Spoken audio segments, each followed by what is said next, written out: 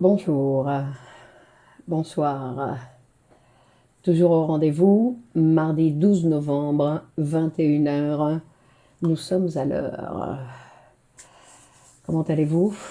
Vous rappelez, en profiter pour vous rappeler que l'atelier de poésie est ouvert le mercredi à 20h30.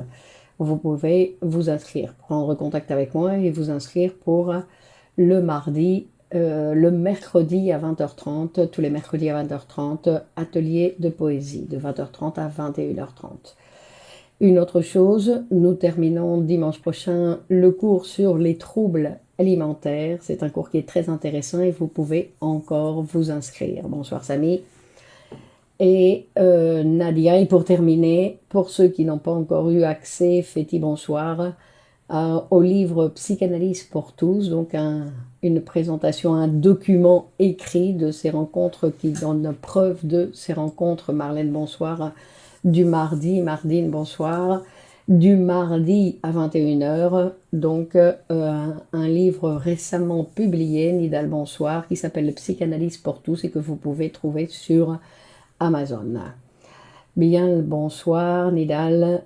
Alors, Nathalie bonsoir. Alors attendez, on va essayer de faire ça pour que ce soit visible, et ça, et ça, et ça. Bon, je crois que ça va aller. Vous allez bien? En forme pour ce soir. Akam, bonsoir. Alors, notre épisode d'aujourd'hui, c'est sur la neurasthénie. Vous savez ce que c'est, vous, la neurasthénie? La neurasthénie, qu'est-ce que la neurasthénie? On n'en parle pas beaucoup, n'est-ce pas? C'est pas quelque chose qui... Bonsoir Touria. Donc ce n'est pas quelque chose dont on parle beaucoup. Mais pourtant c'est quelque chose qui existe et encore une fois c'est quelque chose qui nous touche tous. Parce qu'on peut dire d'une certaine façon que tout ce qui est en relation avec l'être humain, d'une manière ou d'une autre, à un moment donné de notre vie, ça nous touche ou est en relation avec nous. C'est-à-dire que est en relation avec notre manière d'être en relation avec la réalité. Wissem, bonsoir. Donc, rappeler parce que c'est important, que en psychanalyse, le diagnostic, c'est pas exactement ce qui, Charbel, bonsoir, c'est pas exactement ce qui nous intéresse. Le diagnostic, c'est ce qui se fait a posteriori, ou qui se fait parallèlement au traitement. Puis, un autre point important, Fatia, et un autre point important, c'est que le diagnostic n'est pas phénoménologique. C'est-à-dire qu'on ne va pas faire un diagnostic par rapport, Sabrina, bonsoir, à ce que le patient nous présente. Le patient nous présente et il doit nous parler de ce qui lui arrive, que ça ne suffit pas de la description de ce qui lui arrive pour savoir réellement la structure qui produit ce phénomène. Dans tous les cas, il va falloir écouter le patient parce qu'un même phénomène pour un patient, c'est une chose et pour un autre, c'est une autre chose. Et Céline, bonsoir. Donc la psychanalyse ne se base pas sur la description initiale des symptômes, mais qu'elle se base dans le processus analytique, dans le travail qui va se réaliser lors d'une analyse. C'est-à-dire que rien n'est fait d'avance. Rien n'est fait d'avance, que tout va se faire au fur et à mesure, que tout est à faire. Et que tout est à faire et qu'en plus tout se fait au fur et à mesure. Néléa, bonsoir. Alors, la neurasthénie, Sarah, bonsoir. Avant les recherches de Freud, quand on parlait de neurasthénie, en fait, c'était un sac brisé dans lequel pouvaient s'insérer absolument tous les troubles psychiques. Non? À cette époque-là, on était neurasthéniques, tous. Et il y avait une multitude de symptômes donc, qui étaient considérés comme neurasthéniques et tous étaient tous mélangés, sans discernement, on va dire. Et qui étaient regroupés, Corinne bonsoir, qui étaient regroupés pour expliquer l'inexplicable. Et grâce au travail de Freud, qui a fait donc le travail de de discriminer, de pouvoir décortiquer, Sandrine, bonsoir, les différentes structures. C'est donc à travers les textes de Freud que nous reconnaissons dans son exposé de travail exhaustif, bien évidemment de discrimination, de certains aspects des différentes structures névrotiques qui existent et qui produisent chacune, donc bien évidemment, des conséquences dans la conscience, non, des conséquences dans la conscience. Donc nous étudions la neurasthénie pour la discriminer, Olivier bonsoir, pour la discriminer des autres névroses. Mais que dans tous les cas, ce que va nous dire Freud, bonsoir Lisa, ce que va nous dire Freud, c'est que en fait, la combinaison des névroses est due au fait que les facteurs étiologiques se mélangent avec une grande facilité. Et c'est pour ça que les névroses les plus communes, eh ben, ce sont les névroses qu'on appelle mixtes, c'est-à-dire où il y a différents types de manifestations dans la conscience qui viennent de structures différentes. C'est pour ça que nous ne pouvons pas nous cataloguer de telle chose ou de telle autre, sinon que c'est chaque séance, en fait, on peut dire, chaque séance, on va se retrouver avec un patient et qui va présenter un discours différent et une manière différente, et on va pouvoir voir différentes manières de présenter la situation. Donc quand on parle de neurasthénie, on parle de névrose actuelle. On avait vu la fois dernière, quand on a parlé de la névrose d'angoisse, on avait vu qu'il existait les névroses actuelles et qu'il existait les névroses de transfert.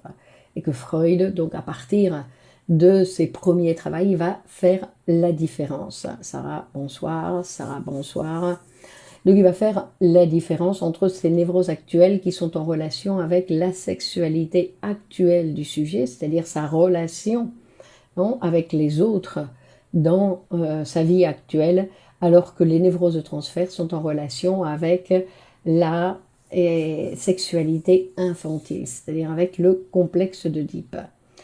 Et quand on parle de ces, Issam, bonsoir, quand on parle de ces névroses actuelles, on parle aussi, donc comme on l'a vu la semaine dernière, la névrose d'angoisse, et on parle aussi de l'hypocondrie, qu'on verra la semaine prochaine. Annick, bonsoir. Alors l'hypocondrie, encore une autre manifestation et qui nous touche tous.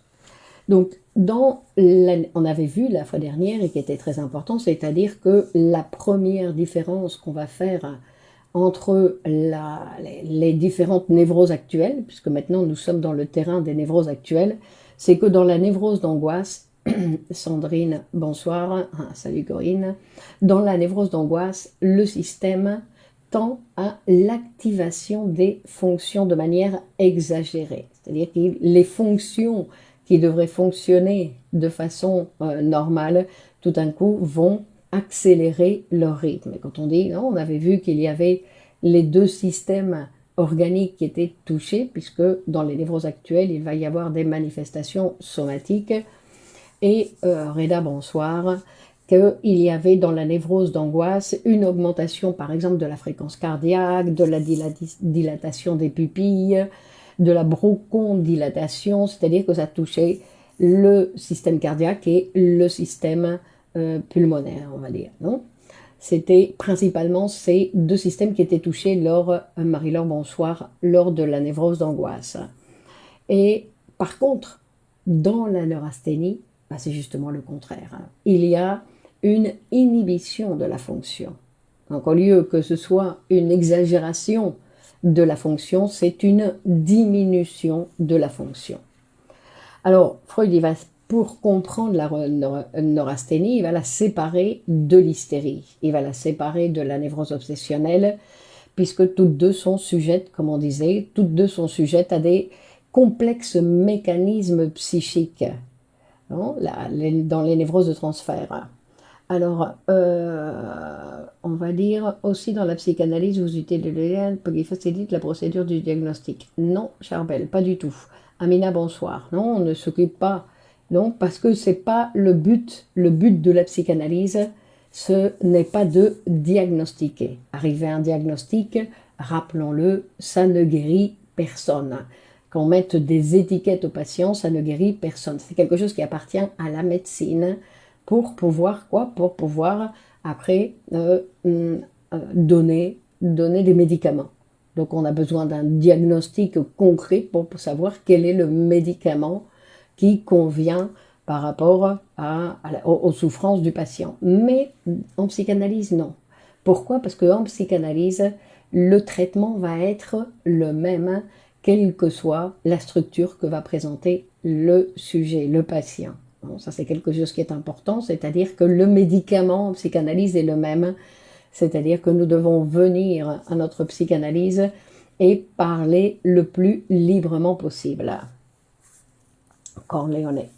Donc le plus librement possible. Ça va être la chose la plus importante. Donc c'est pour ça que on va voir que dans les névroses de transfert, quand on parle de sexualité infantile, ça veut dire qu'il y a un des mécanismes qui va être pris en compte, bien sûr, ça va être le mécanisme de la régression. On va revenir pour cette production de symptômes particuliers de l'hystérie ou de la névrose obsessionnelle ou de la phobie. Il va y avoir un mécanisme qui a lieu dans l'appareil, qui est le mécanisme de la régression. Mais pas simplement celui-là, sinon il y a de nombreux mécanismes qui vont rentrer en jeu, et ce sont des mécanismes qu'on appelle des mécanismes psychiques. Fatma, bonsoir. Alors que dans la neurasthénie, il n'y a pas de mécanismes psychiques qui sont pris, qui participent à la production des phénomènes qui se produisent donc dans la conscience dans le phénomène, dans la conscience du patient. Hein. Et il va rassembler, on va dire, un ensemble de symptômes névrotiques, donc il va faire la différence avec l'hystérie, il va faire la différence avec la névrose obsessionnelle, et ensuite il va rassembler toute une quantité de symptômes névrotiques qui sont étroitement unis par un caractère commun. Et ce caractère commun, dans ce cas-là, c'est l'angoisse. Et c'est là où il va réunir tous ces symptômes sous le nom de névrose d'angoisse. Bien que l'angoisse, bien évidemment, va participer aussi dans les névroses de transfert. Mais là, il ne va pas s'agir de le même type d'élaboration de cette angoisse, puisque nous avions vu que l'angoisse, ce n'est pas quelque chose dont on peut se débarrasser. C'est quelque chose qui va nous accompagner toute notre vie, et il va falloir apprendre à se débrouiller face à l'angoisse. Pourquoi? Pour que ça ne produise pas de symptômes. C'est pour ça, se débrouiller avec l'angoisse, c'est pouvoir trouver une manière de décharger cette énergie sans que cela produise un symptôme. Et on va voir que l'angoisse aussi se manifeste, bien évidemment, dans la neurasthénie. Donc, dans la neurasthénie, il n'y a pas de mécanisme psychique qui rentre en jeu, hein, comme symptôme fondamental. C'est-à-dire que le mécanisme psychique est absent. C'est comme si ce n'était pas une maladie psychique. Hein, c'est intéressant. Et tout comme dans la névrose d'angoisse, dans l'hypocondrie et même dans les structures psychosomatiques. Mais il va pourtant, Freud, bien discerner ces différentes structures des névroses actuelles. Et donc, nous nous rappelons que l'appareil psychique ne peut pas fonctionner sans une certaine tension. C'est-à-dire comme si c'était un courant électrique qui est obligatoirement là. Il y a toujours une certaine quantité de tension dans l'appareil psychique, puisque cette pulsion, cette énergie psychique qui appartient à l'appareil, et elle est toujours, c'est une pulsion qui travaille tout le temps, c'est-à-dire qu'il y a un travail constant. Sa particularité, c'est qu'elle n'a pas de rythme, c'est quelque chose qui est constant. C'est pas comme le cœur, qu'au le cœur il y a un rythme, la pulsion n'a pas de rythme, la pulsion travaille tout le temps. Donc il y a toujours une accumulation de tension dans l'appareil, d'excitation, d'une énergie nécessaire. Pourquoi? Pour nos activités quotidiennes. Pour nos activités quotidiennes. Paulette, bonsoir. Et c'est pour ça qu'il y a un seuil constant d'excitation qui est nécessaire. Mais à chaque fois, bien évidemment, cette tension, dès qu'elle augmente, ben, on va voir comment le sujet, alors ça peut être une augmentation que le sujet va vivre au niveau somatique, et ça peut être une excitation d'une augmentation de tension dont le sujet ne va rien sentir du tout, puisque c'est une augmentation de tension dans l'appareil, mais qui va de toute façon avoir besoin d'être déchargé. Comment se manifeste l'angoisse dans la psychasthénie, dans la neurasthénie? Sabine, bonsoir. C'est ce qu'on va voir. Hein. Et la particularité chez ce patient neurasthénique, en fait, de ce qui se passe, c'est que son seuil, alors attention, son seuil de tolérance de l'excitation est très bas. C'est-à-dire à la moindre augmentation de tension, hein, il y a la nécessité tout de suite, il y a une intolérance à l'augmentation, bonsoir Carlos, il y a une intolérance, bonsoir Christine, à supporter cette augmentation de tension. Et donc le sujet va tout de suite chercher à décharger cette tension. C'est-à-dire que le neurasthénique a beaucoup de difficultés à réaliser des choses dans sa vie parce que à chaque fois, on va dire qu'il s'énerve un petit peu, non, il y a une augmentation. La neurasthénie, également désignée médicalement comme syndrome de fatigue chronique, est un terme psychopathologique utilisé pour la première fois par Jean Miller en 1800 pour désigner l'affection. Donc on disait qu'avant Freud, la neurasthénie, c'était c'était tout et n'importe quoi, qu'il a fallu qu'on attende Freud pour que Freud puisse discriminer les différentes, la séparer, la neurasthénie des autres névroses. C'est-à-dire que pour le patient neurasthénique, il y a une grande difficulté pour élaborer ces stimulations. Léa, merci à vous. Non, une grande difficulté pour élaborer cette tension par voie psychique. Parce que rappelez-vous qu'on avait vu aussi la fois dernière, et ça c'est intéressant, c'est-à-dire que toutes les stimulations qui nous arrivent autant au niveau somatique qu'au niveau psychique, doivent être déchargées. Et que pour un bon développement de cette machine qui est notre appareil psychique, le sujet doit avoir la possibilité de pouvoir décharger de façon psychique et de façon somatique. C'est-à-dire qu'à chaque fois qu'il y a une tension, le sujet doit pouvoir ou parler ou passer à l'acte, réagir avec une action par rapport à cette augmentation de tension. Donc et donc il y a, dans le cas de la neurasthénie, une grande, bonsoir Anne, et une grande difficulté à élaborer cette tension par voie psychique. Par exemple, les neurasthéniques, ils ont des difficultés pour penser. Pourquoi? Parce que penser, ça les excite. Et donc, ils n'arrivent pas à penser. D'accord?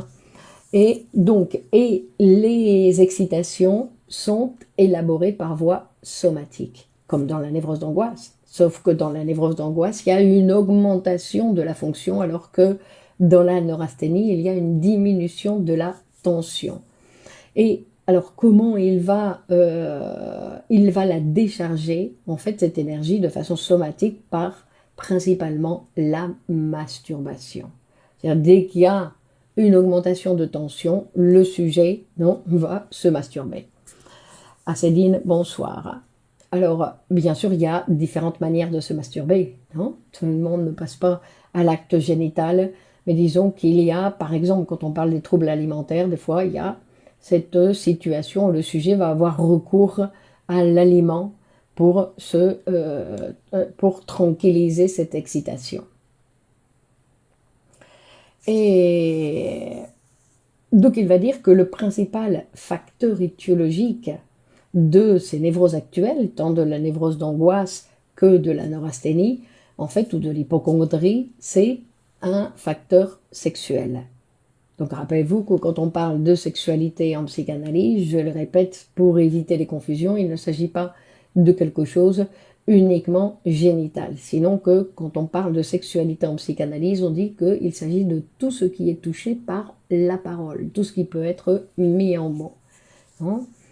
Et c'est-à-dire qu'il y a le besoin de décharger cette tension. Alors il peut être déchargé d'une manière adéquate, c'est-à-dire en pouvant exprimée par des mots, par exemple, ou en pouvant passer à l'acte, mais des fois, dans le cas du neurasthénique, on va dire que la décharge se fait par la masturbation.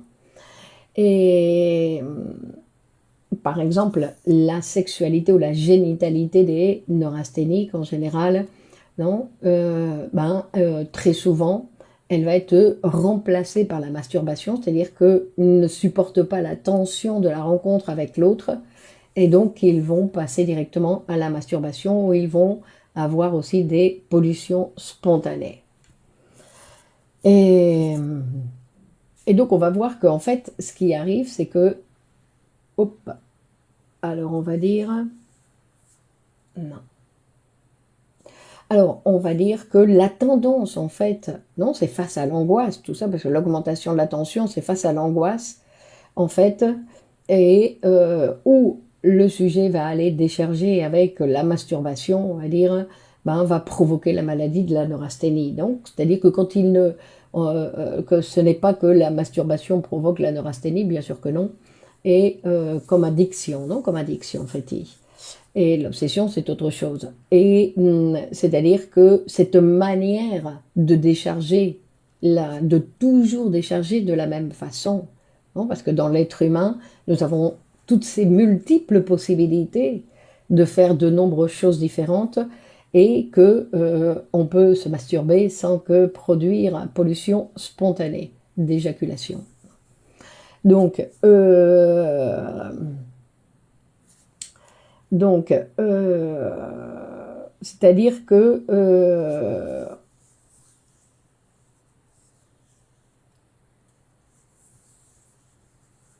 est-ce que l'obsessionnel possède de l'inhibition sexuelle? Mais dans ces cas-là, c'est pas le névrosé obsessionnel.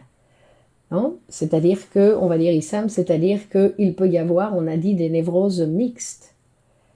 Donc, chez un névrosé obsessionnel, quand il est névrosé obsessionnel, parce qu'il ne l'est pas tout le temps, personne n'est tout le temps quelque chose. On n'est pas à 100% névrosé obsessionnel, on ne répond pas à la réalité tout le temps de la même manière, sinon qu'à chaque fois, c'est différent. C'est pour ça qu'il faut apprendre à écouter ces différences. Apprendre à écouter ces différences. Et que dans la neurasthénie, mais un névrosé obsessionnel peut être à un autre moment de sa vie ou à un autre moment de la journée neurasthénique. Ce n'est pas quelque chose c'est quelque chose qui peut fonctionner dans le même sujet. C'est pour ça que je dis que la neurasthénie peut nous concerner tous.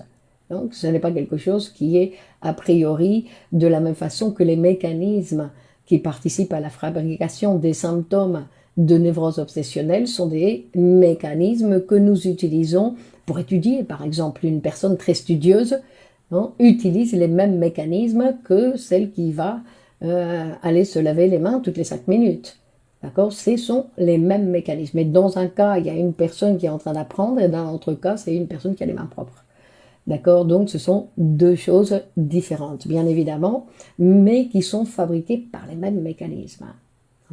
On avait dit par exemple pour penser, on a besoin du mécanisme de la régression. Donc la régression, c'est pas quelque chose de négatif, sinon que c'est la possibilité, une possibilité que pour penser, on a besoin de régresser à une étape, alors pas une étape de la sexualité infantile, mais qu'on utilise ce mécanisme de régression, comme une sorte de mémoire, on va dire, de mémoire pour pouvoir penser.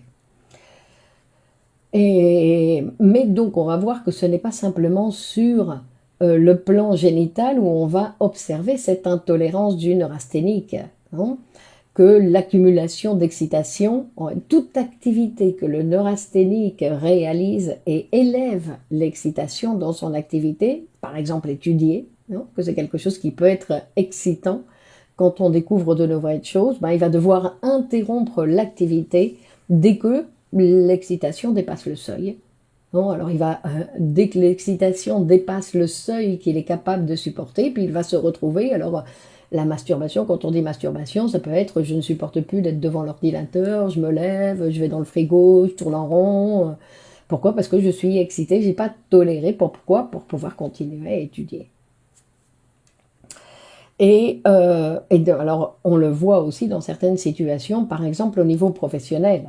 dans le travail, non? C'est-à-dire qu'il peut y avoir certains jours un peu plus d'exigence que d'habitude, et le sujet donc va souffrir d'une excitation qui l'amène donc, je dis, à cette masturbation réitérée, mais cette masturbation, comme je dis, ce n'est pas obligatoirement une masturbation génitale. Dès là, bonsoir. Et parce qu'en fait, cette intolérance à l'excitation fait que en fait, le sujet n'est jamais capable d'accumuler assez d'énergie pour réaliser ce qu'il a à faire. Donc, ce sont des gens qui ont très peu de capacité pour faire les choses. Hein. Donc après, on peut les confondre comme des paresseux, mais ils ne sont pas paresseux, sinon que leur énergie n'est pas, ils ont tout de suite besoin de la décharger, donc ils n'ont pas assez d'accumulation d'énergie pour pouvoir réaliser certaines choses. Peut-on considérer la renasthénie comme un autisme chez l'enfant qui est turbulent? Non, parce que turbulent, pour être turbulent, on a besoin de beaucoup d'énergie. Hein, quand je dis que je vais au frigo pour aller manger pour voir si je peux décharger un peu mon énergie ou tourner en rond, ça ne veut pas dire être turbulent, ça veut dire ne pas supporter cette excitation et avoir besoin de la décharger ailleurs, non? Que le degré, un enfant turbulent en général, c'est un enfant qui, qui a beaucoup d'énergie, non? Et ça ne veut pas dire que le neurasthénique n'ait pas beaucoup d'énergie, ça veut dire qu'il ne supporte pas cette excitation qui se produit. Masturbation mentale. Mais en fait, il a des difficultés avec la masturbation mentale aussi, parce qu'on a vu qu'il a des difficultés en fait à décharger de façon l'énergie de façon psychique. Il a des difficultés pour penser. Donc, dans le cas du neurasthénique, il n'y a pas de masturbation mentale. Hein, il n'a pas la capacité de passer à... Sinon que c'est plutôt comme ces gens qui sont constamment fatigués. Alors c'est une fatigue qui ne vient pas des activités qu'ils ont réalisées, sinon de l'intolérance à l'augmentation de la tension. Hein. Et que... donc ils ont des difficultés à faire beaucoup de choses. Donc il peut y avoir une fatigue constante, une difficulté, on va dire, excessive dans la réalisation du travail, une incapacité certaines fois même, et une difficulté à maintenir des relations, des rapports sexuels. Hein, bien évidemment, puisqu'ils se retrouvent dans une situation trop excitante pour le seuil qu'ils sont capables de supporter. Donc, une caractéristique de la neurasthénie, c'est l'impuissance. C'est l'impuissance, c'est une caractéristique du patient neurasthénique, puisqu'il ne peut pas et il ne peut pas supporter un rapport sexuel. Donc on disait qu'il y a une fatigue, par exemple les symptômes qui peuvent se présenter chez le patient neurasthénique, c'est une fatigue marquée, une apathie, une diminution du rendement intellectuel, parce qu'ils ne peuvent pas penser, et qui peuvent même se présenter, on peut les voir, Rada, bonsoir, on peut même les voir et les considérer comme des idiots. On a l'impression qu'ils sont idiots, mais en fait ils ont une intelligence tout à fait normale. Mais comme ils ne supportent pas, on ne peut pas s'en rendre compte. Et en fait, d'un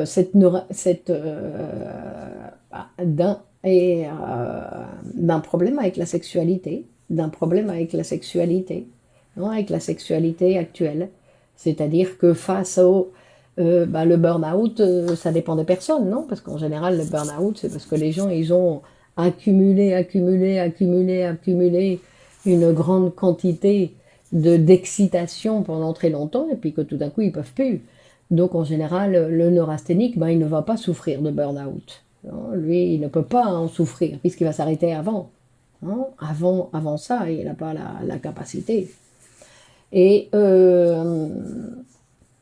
donc, on va voir que la neurasthénie, par exemple, elle présente un cadre symptomatique très défini. Lourdeur de tête, on dit dyspepsie, constipation et fatigue qui n'est pas en relation avec l'activité physique ni avec les heures de sommeil. Donc il a beau dormir, ça n'a rien à voir.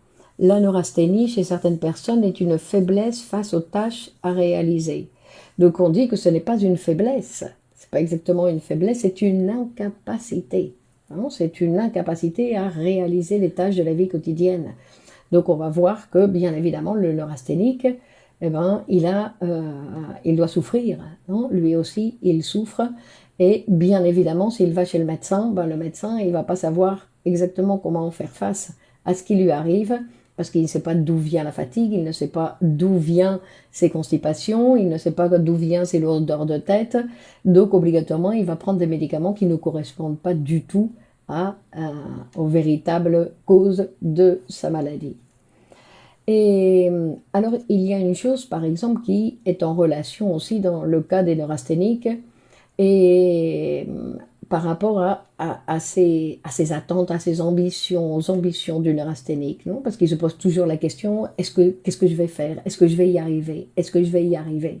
Non, cette sensation que, ben non, il ne peut pas y arriver parce que il y a ce blocage au niveau de l'énergie. Est-ce que la neurasthénie est un signe de frustration? Ben, c'est pas un signe de frustration, sinon que la neurasthénie, ben, le sujet peut se sentir bien évidemment frustré, parce que quand il a des attentes, des ambitions, et qu'il voit qu'en fait, il n'a pas la capacité de le réaliser, puisqu'il a une intolérance à l'énergie nécessaire. Non, si on veut monter sur scène, si on veut la neurasthénie et la dépression, ne sont pas obligatoirement en relation. Non, la dépression, c'est un mécanisme qui n'a rien à voir avec la neurasthénie. Non, la mélancolie, on va dire, est une structure particulière. Et en plus, après, il y a une autre chose qui rentre en jeu, et qui rentre en jeu dans beaucoup de structures, mais dans le cas de la neurasthénie, c'est le neurasthénique, il va se poser la question, à savoir, qu'est-ce que je vais donner aux autres? Et qu'est-ce que je vais recevoir des autres? Qu'est-ce que je vais recevoir du monde? Hein?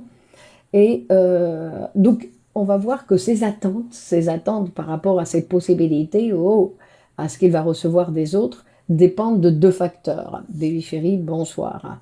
De l'importance de l'événement qui est en jeu et le degré d'insécurité qui signifie cette attente.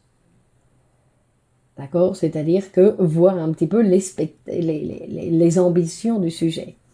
Donc, et la procrastination, c'est autre chose aussi. Hein? De remettre toujours à demain, on va dire, c'est plus en relation avec un immortel. L'immortel, il croit que demain existe toujours. Ou des difficultés pour terminer les choses. Hein? Ça, c'est autre chose. Que dit Sarah? Comment peut-on se comporter avec un élève neurasthénique lors des examens? Parce que j'ai remarqué que mes lycéens souffrent beaucoup de ce phénomène. Bon, alors, on ne sait pas si c'est la neurasthénie. Rappelons, Sarah, que ça dépend du discours du patient. Donc, on ne va pas cataloguer des lycéens de neurasthéniques. En général, ils peuvent manquer un petit peu de motivation. Touria, c'est incapacité. C'est une incapacité, exactement. Hein? Et est-ce que la neurasthénie peut se présenter par un évitement dans les relations émotionnelles? Ça veut dire le sujet évite l'objet d'amour. Il évite l'amour, il évite les rapports. Ben, c'est pas qu'il les évite, c'est qu'il est incapable de faire face. Hein? Donc, c'est pour ça que les lycéens, Sarah, je ne sais pas si on peut considérer, ils ont une attitude qu'on pourrait penser comme neurasthénique, mais il faut voir si réellement il s'agit de la neurasthénie ou un manque de goût, un manque de motivation, je m'en fous, tout ça c'est nul. Non, ça n'est pas obligatoirement en relation avec la neurasthénie. C'est-à-dire que face, en plus, une particularité du neurasthénique, c'est-à-dire que face à une intention, parce que le neurasthénique, il a l'intention de faire des choses, mais face à l'intention, en fait, il y a des idées contraires qui se présentent. C'est-à-dire que le sujet se méfie de ses propres capacités, parce qu'il voit bien, il a l'habitude de voir que très souvent, hein, il n'arrive pas à réaliser ce qu'il prétendait vouloir réaliser. Et donc, en fait, il a plein d'idées sur les empêchements qui peuvent avoir lieu. C'est-à-dire qu'il va imaginer, non, comme toutes les personnes angoissées, qui ont tendance à imaginer ce qui va se passer dans le futur, et ben, il donc doute de ses propres capacités et il imagine tous les inconvénients qui peuvent apparaître et qui vont avoir lieu pour l'empêcher de réaliser. C'est-à-dire, tant qu'il ne prend pas, on va dire que tant qu'il ne se rend pas compte qu'il est impliqué dans ce qui lui arrive, qu'il croit que c'est quelque chose qui est en relation avec l'extérieur, bon, il y a un certain temps, quand il prend conscience que c'est lui qui est impliqué dans ce qui lui arrive, hein, il va commencer un nouveau processus. Alors, bien évidemment, tout le monde, face à quelque chose de nouveau, nous pouvons douter. Est-ce que je pourrais le faire? Est-ce que tout va bien se passer? On peut tous avoir des doutes par rapport au futur, par rapport à certains actes que nous avons à réaliser. Mais comme dit le poète, face au doute, il faut continuer à ramer. Mais chez le neurasthénique, en fait, le doute est exagéré. Et en fait, le doute est exagéré pour le bloquer. Donc lui, il se laisse prendre par le doute et du coup, il ne fait rien. Alors, par exemple, on va voir, non, Freud, il va montrer un petit peu les différences. C'est-à-dire que, comme je disais, le même phénomène peut se manifester chez une hystérique, par exemple, que chez un neurasthénique. Par exemple, une mère qui doit alimenter son bébé. Ben, une neurasthénique sentira des craintes face au fait d'alimenter son bébé. Et elle imaginera des multitudes de situations, d'accidents, de dangers possibles par rapport à ça. Non? Mais finalement, elle va donner à manger à son enfant, très bien, sans problème. Elle va être tourmentée de doutes, de craintes, mais elle va le faire très bien. Hein? Par contre, dans le cas de l'hystérie, la représentation contraire, pénible, demeure inconsciente. C'est-à-dire que elle est la représentation contraire de ce qu'elle doit faire, en fait, elle est réprimée, refoulée. Donc elle ne s'en rend pas compte. Elle se rend pas compte. Et ça, c'est une caractéristique de l'hystérie. Hein. Le fait que cette représentation soit réprimée, en fait, elle se manifeste ensuite comme une innervation somatique. C'est qu'il va y avoir des conséquences aussi au niveau physique, mais des conséquences qui ne sont pas exactement, qui sont particulières de l'hystérie. Et dans l'hystérique, c'est-à-dire que comme l'hystérique n'a pas conscience de ses craintes, elle dit qu'elle veut, la maman, elle dit qu'elle veut nourrir son bébé, mais quand elle doit le faire, elle se comporte comme si elle ne voulait pas. Donc on voit qu'il y a une contradiction dans le sujet.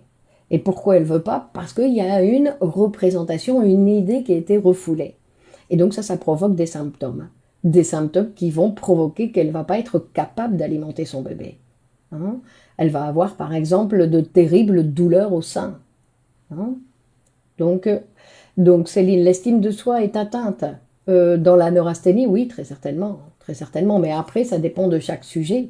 Donc, comment chacun va parler. Je suis incapable de rien, ça dépend. Hein, ça dépend. Donc,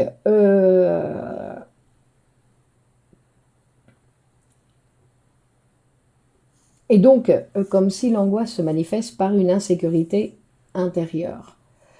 Pourquoi intérieure? Par une insécurité, elle n'est pas vraiment intérieure, cette insécurité, puisque en fait, il peut arriver, oui, bon, si vous voulez, intérieure, fait-il, d'accord.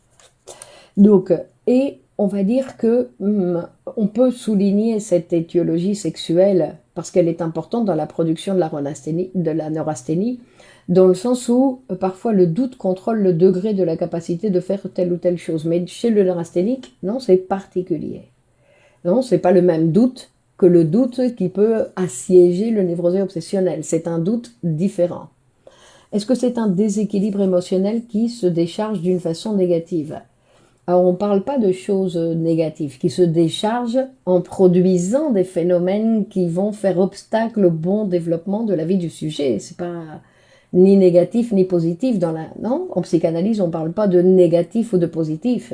Sinon qu'on parle des conséquences que le sujet lui-même peut dire c'est négatif pour moi. Mais ça, c'est une autre chose. Dans psychanalyse, on ne parle pas de négatif ou de positif. Et c'est pas exactement un déséquilibre, c'est une incapacité à supporter l'excitation. De la même façon que vous voyez qu'il y a des gens qui ne supportent pas, les malaises.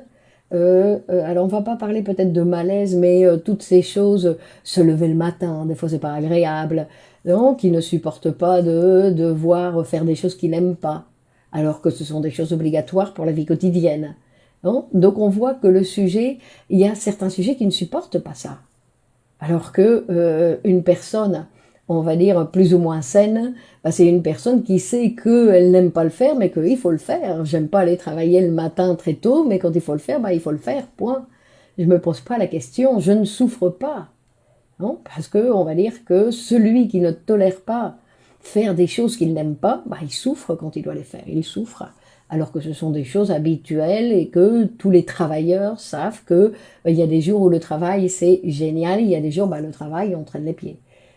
C'est-à-dire que, mais dans le cas du neurasthénique, on va dire que, en fait, c'est cette incapacité de pouvoir tolérer une excitation. Donc, ce sont des gens qui ne peuvent pas faire des choses où, en fait, il va y avoir, comme je disais, par exemple, monter sur scène. Monter sur scène, ben, on a le trac un peu avant de monter sur scène et tout ça. Ben, un neurasthénique, il ne peut pas. Parce que dès qu'il a une augmentation, poum, il va rester dans les coulisses. Il ne va pas pouvoir sortir sur scène parce que c'est une augmentation de tension qu'il n'est pas capable de supporter. Et donc, de souligner l'importance de cette étiologie sexuelle, et parce qu'en fait, le neurasthénique, ben, il s'en rend compte, ils sont connus, il s'en rend compte qu'il a des difficultés pour avoir des rapports sexuels, il a des difficultés pour ne pas être impuissant dans le cas des hommes. Est-ce qu'il y a la souffrance au niveau de l'affect? Ça dépend des sujets, Nadia. Il y a des sujets qui pensent que ben, la vie, c'est ça. Il y a des gens qui considèrent que leur névrose, ça fait partie de la normalité. Et donc, il y a des gens, par exemple, quand ils commencent une analyse, ils viennent pour une difficulté précise en disant, voilà, je voudrais résoudre ça parce que, et puis quand ils commencent, ben, ils se rendent compte, ben non, qu'il y a plein d'autres choses qui sont là, qui pourraient aussi modifier, une fois qu'ils ont réussi à modifier certaines choses, non? Mais comment le sujet peut dépasser ce phénomène neurasthénique? En parlant, et ça, en ayant cette écoute professionnelle qui est nécessaire à tout le monde, que tout le monde en a besoin pour améliorer sa vie de façon générale. Et le neurasthénique, il a besoin d'apprendre à parler, de pouvoir parler de ce qui lui arrive, mais c'est aussi une certaine difficulté parce que des fois il y a des conversations, vous avez vu, qui sont excitantes, les conversations, pas obligatoirement parce qu'on parle de sexe, mais sinon parce que non, pour pouvoir s'exprimer, ben, on s'excite un petit peu, et pas pour le neurasthénique, c'est impossible. C'est pour ça qu'il y a beaucoup de solitude, on va dire, chez le neurasthénique, non? Ben, le neurasthénique, il a des difficultés, Céline, pour réussir à dépasser ça, non? Il a des difficultés, bien évidemment. Donc, donc on disait que le neurasthénique, il y a certaines choses, bien évidemment, dont il se rend compte.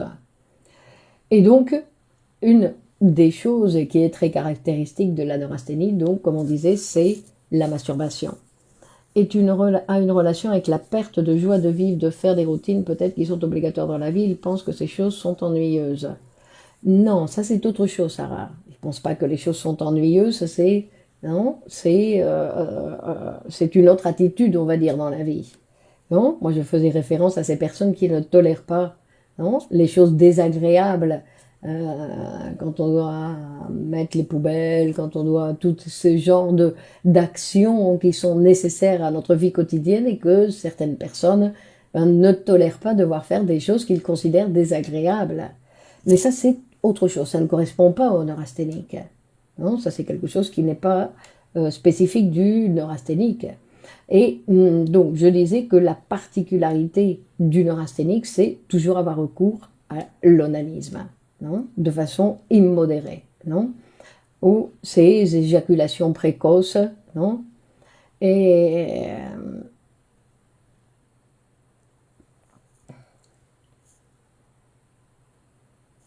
donc on va dire comme si le neurasthénique ne tolère pas la frustration. Non, en fait, c'est pas la frustration, parce que la frustration, c'est j'ai fait quelque chose et j'ai été frustré. Non, il faut que je passe à l'action, mais il n'arrive pas. Il ne supporte pas la tension, l'excitation. Vous vous rendez compte que tout de suite, il est tout de suite excité. Ce sont des personnes qui sont rapidement excitées, donc ils doivent passer à la masturbation, parce que tout de suite, ils sont excités. Hein. Donc c'est pour ça que ce sont des gens qui ont des difficultés à avoir des rapports sexuels. Et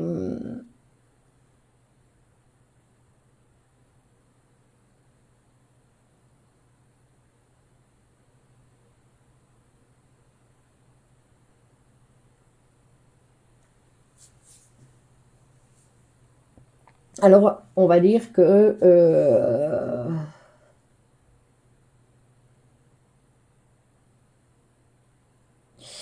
et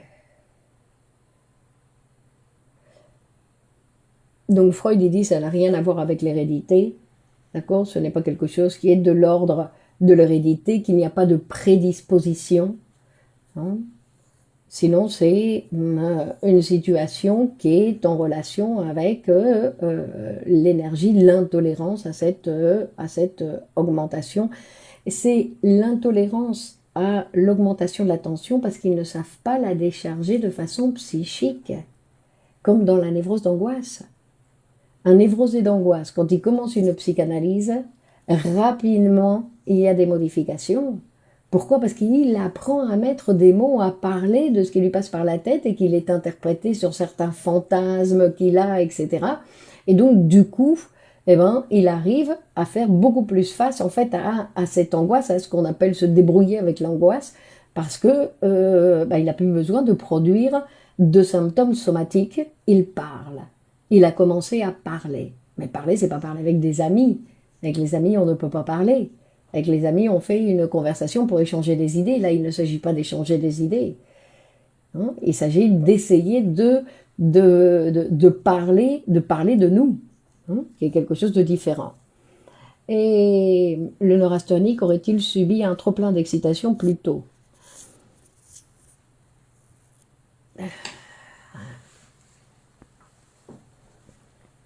Plus tôt quand?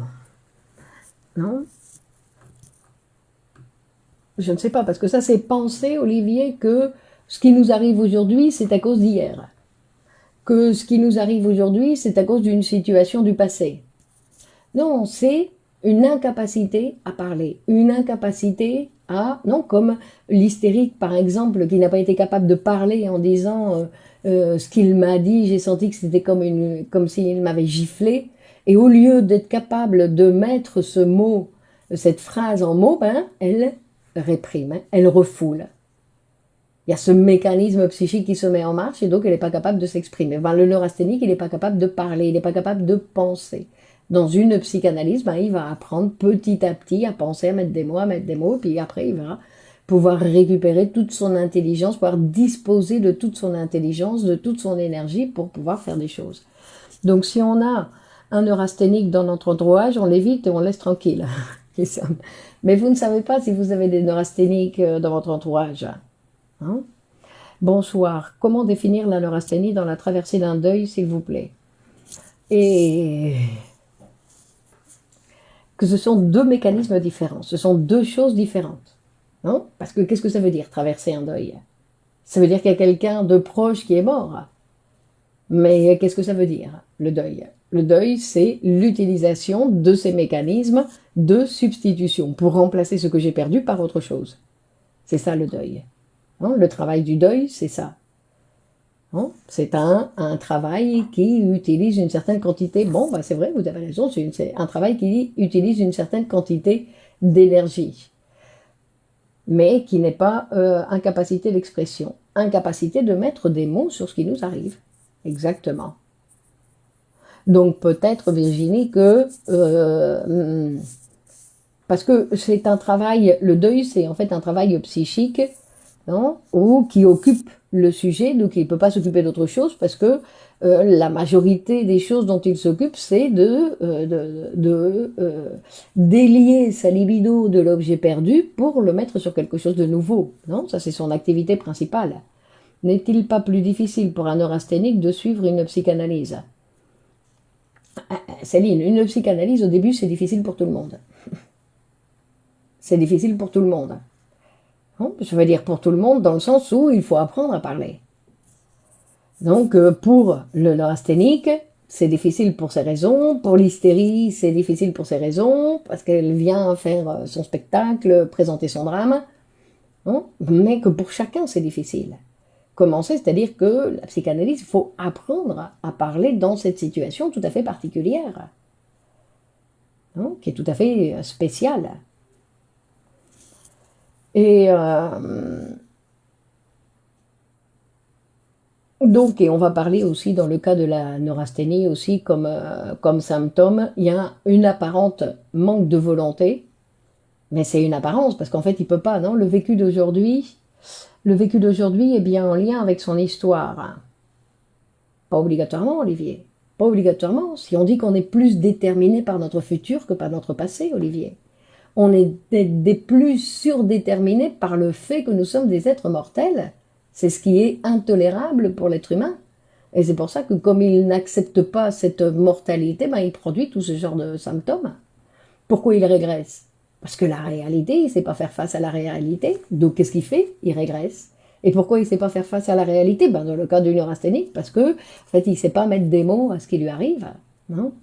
Donc on parle d'une indécision résignée, une altération du caractère du sujet, non? Qui arrive à se tourmenter pour lui et pour les gens qui sont autour de lui, bien évidemment.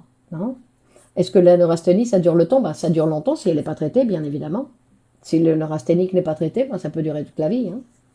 Donc la neurasthénie, c'est l'incapacité de tolérer la tension. C'est pour ça que le sujet adopte la masturbation. Pas forcément génitale pour éviter la tension. Et Sam, vous avez résumé très bien la situation. Mais je vous dis encore une fois, il faut écouter le patient. Parce que quand on psychanalyse, on dit un neurasthénique, on parle d'une structure, c'est pas d'une structure psychique, parce qu'en fait, il n'y a pas de structure psychique dans la neurasthénie. C'est pour ça que le neurasthénique, ce qu'il va devoir apprendre, c'est se rendre compte qu'il existe des mécanismes psychiques qui sont à sa disposition, qu'il peut les utiliser. C'est ça qu'il va devoir apprendre.